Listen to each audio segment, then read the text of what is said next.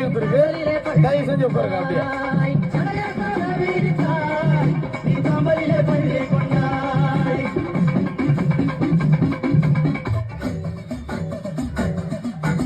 அவைய குரல் கொடுத்த அந்த நேரம் ஓடி வரும் சமயபுரத்து ஆத்தா.